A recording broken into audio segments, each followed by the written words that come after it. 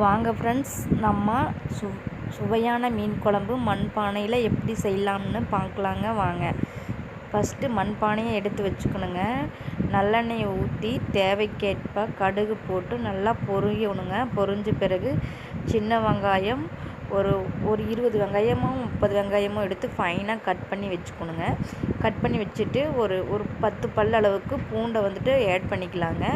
Add பண்ணி நல்லா வேகட்டுங்க. நல்லா வெந்த பிறகு கருவேப்பிலை தேவைக்கேற்ப போட்டுக்கலாமுங்க. கருவேப்பிலையை போட்டுட்டு நல்லா வேகட்டுங்க. வேகிறப்பவே கொஞ்சமாக இஞ்சி போட்டுங்க. ப்ளஸ் பச்சை மிளகாய் போட்டுக்கலாங்க.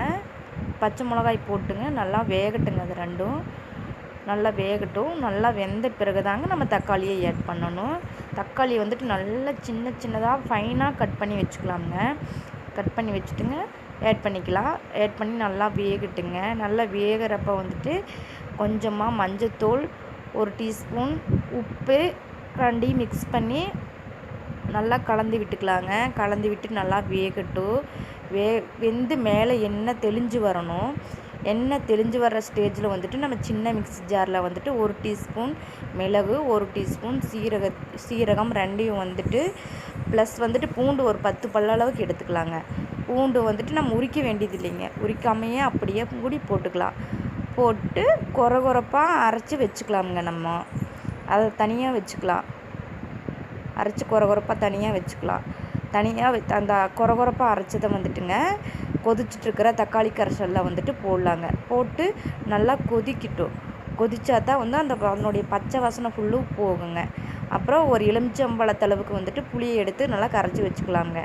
கரைச்சி வச்ச அந்த 1 கப் அளவுக்கு தண்ணியை புளி கரைசலை நம்ம அந்த தக்காளி கரைசலில் ஊற்றலாம். நல்லா கொதிச்சு அந்த புளியினுடைய பச்சை வாசனையெல்லாம் ஃபுல்லும் போகணுங்க. போன பிறகு தான் நல்லா சுத்தம் பண்ணி வச்சுருக்கிற மீனை உள்ளே ஆட் பண்ணணும். நல்லா பாருங்கள் கொதிக்குது. நல்லா கொதிக்கிறப்ப நம்ம சுத்தம் பண்ணி வச்சுருக்குறோம் இல்லைங்க மீன், ஒவ்வொன்றா ஆட் பண்ணிக்கலாங்க. அப்படியே கொட்டக்கூடாது. அப்படியே கொட்டினோம்னா மீன் பிரிஞ்சு வந்துடும். ஒவ்வொன்றா நம்ம ஆட் பண்ணிக்கலாங்க. ஒவ்வொன்றா ஆட் பண்ணி மீன் நல்லா வேகணும். நல்லா வெந்து அந்த மேலே எண்ணெயெல்லாம் தெளிஞ்சு தானாக தெரியும். அது பார்க்குறக்கே தனியாக தெரியும். அந்த ஸ்டேஜில் நம்ம வேறு ஒரு வாணலியில் நல்லெண்ணெய் ஊற்றி தாளிப்பு வடகம்னு கடையில் கேட்டால் கொடுப்பாங்க. அந்த தாளிப்பு வடகத்தை போட்டு பொன்னிறமாக அப்படியே வணங்கட்டுங்க. வணங்கினா கடைசியில் நம்ம அந்த வெந்திருக்குங்க மீன். அந்த அந்த அந்த வெந்த மீனில் இந்த தாளிப்பு வடகத்தை ஆட் பண்ணிக்கலாங்க.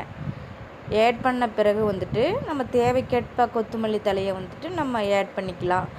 கொஞ்சமாக கொத்தமல்லி தலையை நம்ம கட் பண்ணி ஆட் பண்ணிவிட்டு ஒரு கொதி 2 கொதி வந்த உடனே நம்ம கேஸை ஆஃப் பண்ணிக்கலாம்.